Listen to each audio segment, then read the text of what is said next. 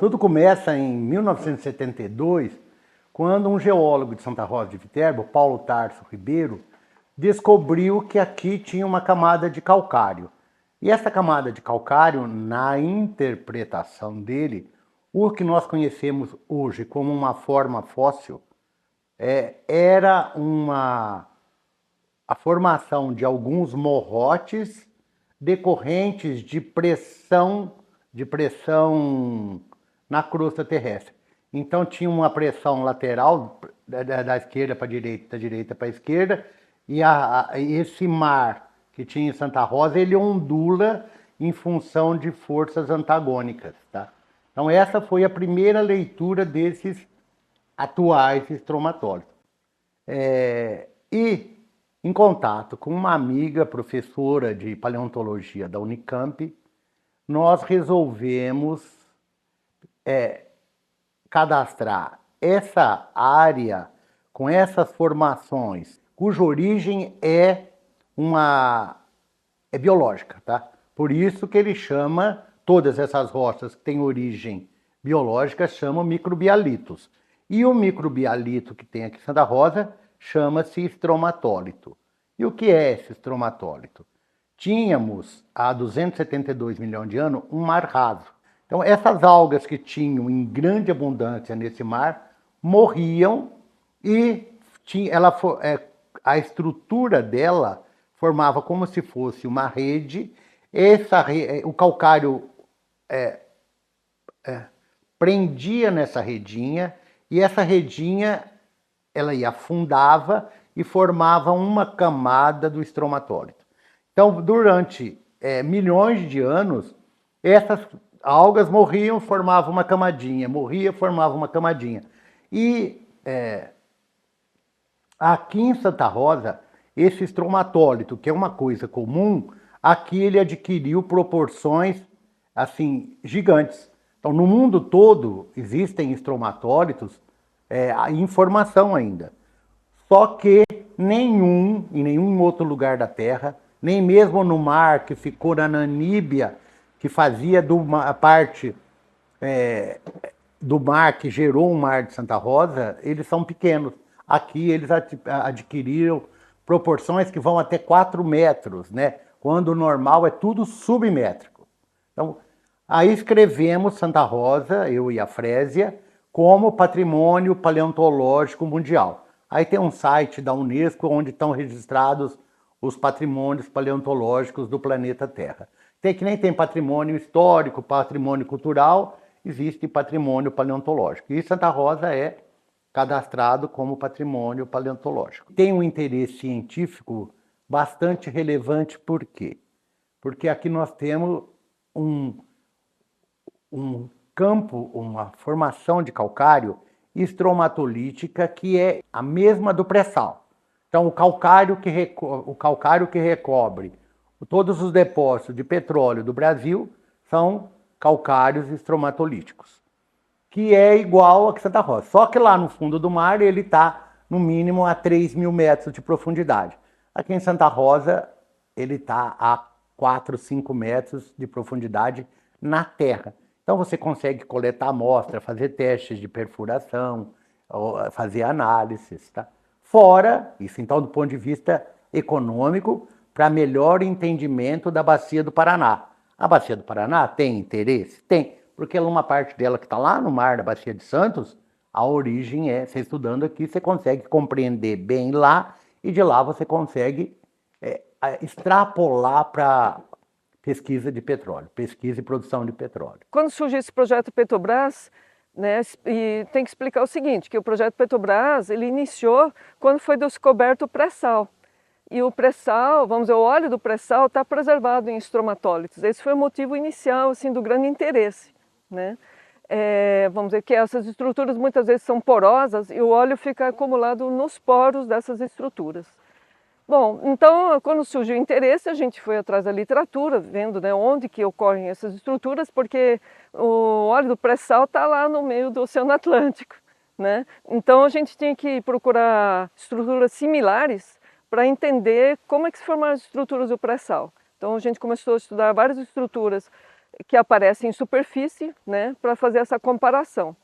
Então, em Santa Rosa de Viterbo já era conhecida desde a década de 70, porque o professor Thomas Fairchild ele já tinha descoberto aqui, já tinha feito uma pequena descrição e havia certa dúvida sobre a unidade geológica dessa unidade, porque só ocorria aqui e em nenhum outro lugar. Bom, e aí nós aprimoramos os estudos. A partir de 2009, mais ou menos, meu primeiro contato aqui com Santa Rosa de Viterbo foi em 2009, né, com a ajuda do professor Thomas e também o professor Dimas Dias Brito, que ele encabeçou esse projeto com a Petrobras, né, professor Joel de Castro, que sempre nos acompanhou em todos os estudos. Então, eles foram muito importantes no levantamento dos dados aqui dessa unidade. Eu tive contato sobre essas formações geológicas que existem ali na mineração do calcário pH7, já a coisa de uns 15 anos atrás. Nós fizemos uma aproximação com as pessoas que tinham esse conhecimento e principalmente com os cientistas da Unesp de Rio Claro, do curso de Geologia. E aí eu fui tomando conhecimento da importância geológica dessas formações. Me informaram que até a NASA tem interesse científico nessas formações e a ideia nossa é criar ali um parque, né, um sítio geológico que vai gerar um interesse turístico, tanto científico quanto lazer mesmo para as pessoas.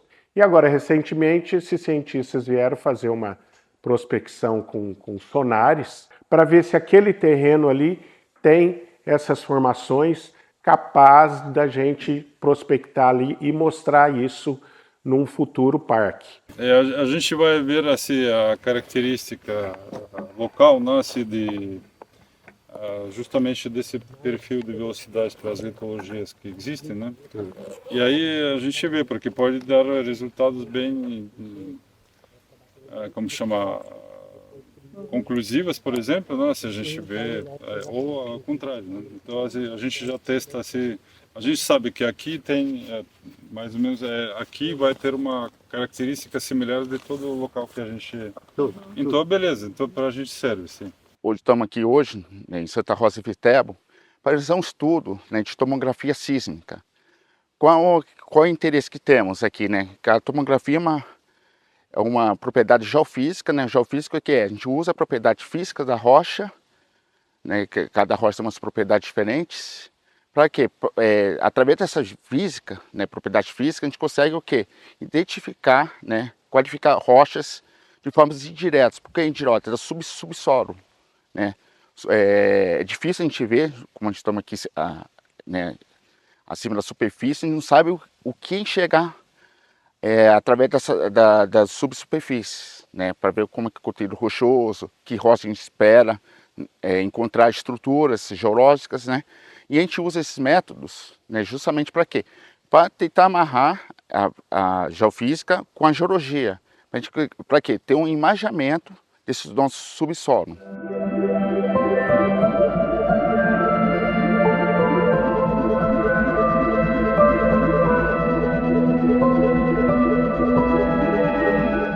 A ideia, né, do ensaio de tomografia que a gente vai fazer, sísmica, é justamente tentar identificar esses os traumatóides gigantes, que vai ser o futuro parque, né, geológico de vocês.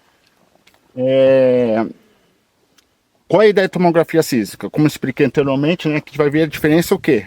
Tipo de velocidade entre as rochas. Aqui a gente está vendo dois tipos de rocha. Uma rocha calcária, que tem uma densidade bem mais densa, em torno de 2,75 g/cm3, né?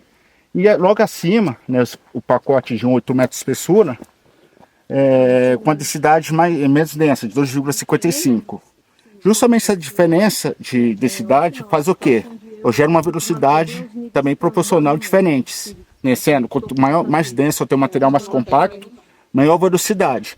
Por isso que o nosso sismógrafo, o equipamento, consegue verificar, né, analisar esse tipo de velocidade e a gente ter um imaginamento perfeito. E você olha aqui, pode ver que é bem compacto, né? Aqui é a camada de calcário, que é o objeto, nosso alvo, né? E acima, né, o siltito, pode ver que é mais frágil, né? Não é muito compacto. Né? Isso que vai dar um interessante no nosso ensaio. Então, essa aqui é a parte basal calcária, né? Isso daqui tem como se fossem umas pedras no meio, parece que é um concreto, né? Tá? Isso aqui é uma brecha, então a brecha recobre imediatamente a outra parte. Isso indica assim que mudou muito o ambiente. Vamos dizer, havia um ambiente, sedimentação, isso aqui pode até ter virado rocha, daí erodiu a superfície, aí mudaram as condições ambientais. E a primeira coisa é esse calcário que provavelmente secou, brechou e deixou esses fragmentos assim. E depois houve a outra deposição do calcário sob influência de cianobactérias, tá? Então, primeiro tem um calcário um pouco mais laminado horizontal, tá? Que é como se fosse uma planície de marés, as algas e cianobactérias crescendo assim em esteiras, parecia uma gelatina meio horizontal, né? E aí, por algum motivo, talvez por chegada em outros sedimentos, né? Eles começaram a crescer para cima. Geralmente eles começam a crescer para cima, fugindo de outros sedimentos que estão depositando e também por causa de luz, que a água pode ter ficado mais profunda, então eles queriam crescer para cima para fazer fotossíntese, que as cianobactérias faziam fotossíntese, tá? Então, conforme ia subindo o nível da água, eles iam crescendo, acompanhando a subida no nível da água. Até que provavelmente a água ficou funda demais e eles pararam de crescer e daí houve só sedimentação de sedimentos finos e lama por cima e parou o desenvolvimento dessas estruturas.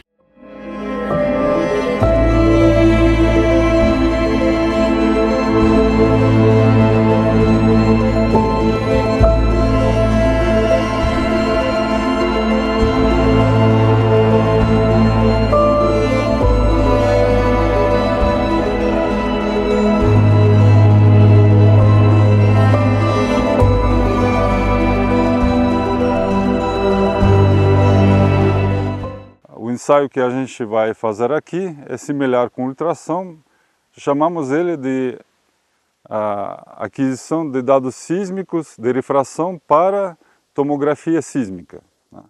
A gente vai fazer um corte em 2 dimensões, vertical, e vai obter uma imagem até profundidade de aproximadamente 15 metros, e depois e temos esperança que vamos conseguir interpretar a posição, a profundidade, a posição, a geometria dos extrematólitos em subsuperfície. E esperamos ter uma certa amostragem, assim, amostragem de onde que estão os extrematólitos, o tamanho deles, a posição espacial, né? E essa informação pode contribuir para preservar melhor essas paleoestruturas, né, em Santa Rosa. No nosso caso em particular, a gente procura imagem de paleoestruturas chamadas extrematólitos gigantes de Santa Rosa de Vitebro em subsuperfície. Ou seja, a gente tem uma situação única aqui em Santa Rosa. São estruturas raríssimas, paleoestruturas raríssimas com dimensões que são consideradas gigantes para esse tipo de estrutura, com largura de mais de 1,5 metro, a altura pode chegar a 5 metros e comprimento a gente não sabe exatamente, mas pode chegar a quilômetros. Não existe nenhum análogo desses internacionalmente, né? É apenas aqui em Santa Rosa de Vitebro. Então você apertar de novo, fica verde, eu posso registrar, beleza? Se tiver verde, registra. Você fala, vai, ok, entendeu? Por que acontece? Porque eu posso mexer na marreta, de repente o trigger funciona e vai registrar qualquer coisa. Tá verde. Verde.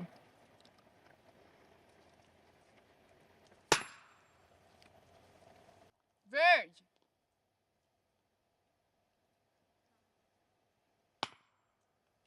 Verde.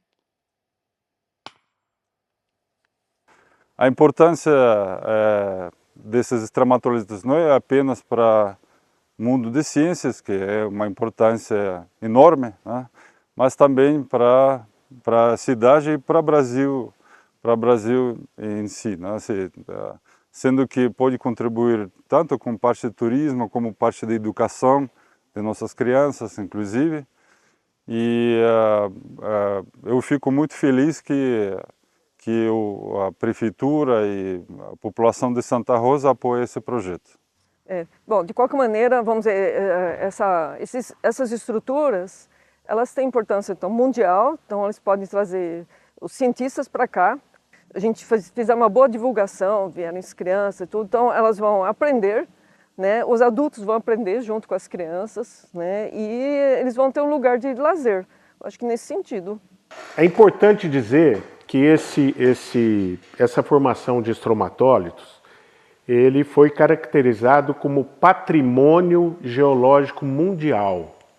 Então o interesse científico para isso é enorme, tanto para a iniciação científica, quanto para o turismo científico, o turismo de lazer também, porque a ideia ali não é só mostrar os estromatólitos, mas termos ali um bosque de jabuticabeiras que eram nativas daquele local e ser um local de contemplação, de lazer, de reunião e iniciação científica. Nesse mesmo mar que tinha aqui, teve uma época que existia muito tubarão e tartaruga aqui.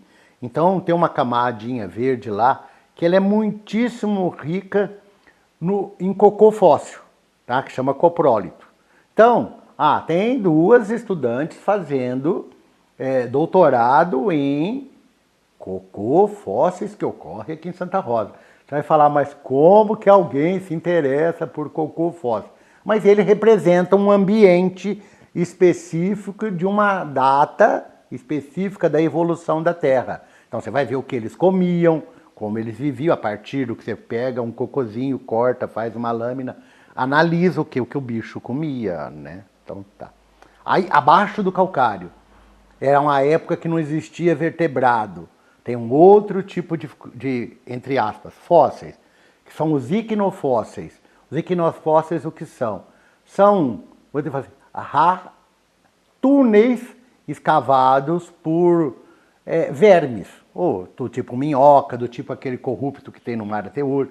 Então ele vai andar no meio da lama, que posteriormente teve o mar. Então tem esse monte de túneizinhos ali. Então tem pessoa que também estuda esses túneizinhos e classifica que bicho que andou ali, e o hábito alimentar, o hábito reprodutivo, essas coisas desse daí. Então, isso tudo do ponto de vista acadêmico. Agora, interesse das pessoas normais o que mais atrai o tal a correlação disso com o dinossauro, tá? Dá para você explorar muito bem.